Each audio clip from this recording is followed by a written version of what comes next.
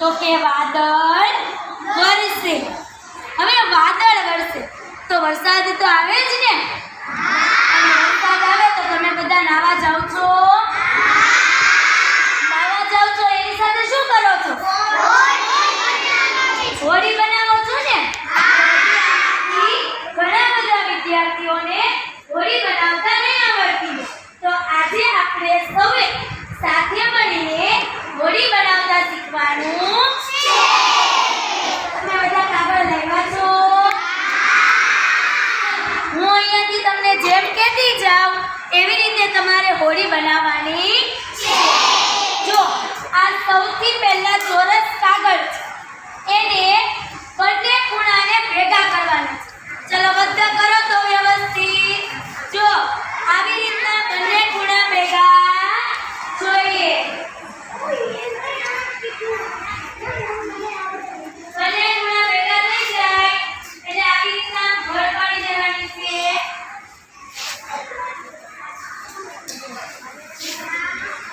ચલો ઘર પડી ગઈ. ઓકે ચલો એક ઘર પડી. હવે બીજી ઘર.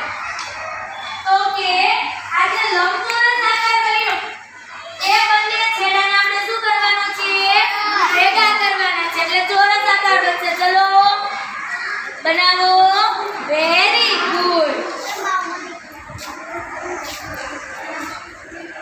ચલો બધા ચોરસ આકાર બતાવજો હો તમારો. અરે વાહ વેરી ગુડ. ચલો હવે ચોરસ આકારનું આપણે પકોડું બનાવવાનું છે. શું બનાવવાનું છે? જો આ એક બાજુથી આમ વાળવાનું. શું કરવાનું છે? એક જ વાળવાનું છે. જો મેં એક જ ભાગ વાળેલો છે. એક ભાગ વાળ્યો.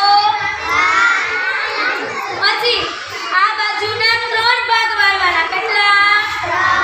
ચલો વાળો તો બધા 3 ભાગ. વાળ્યું. શું બન્યું? શું બન્યું?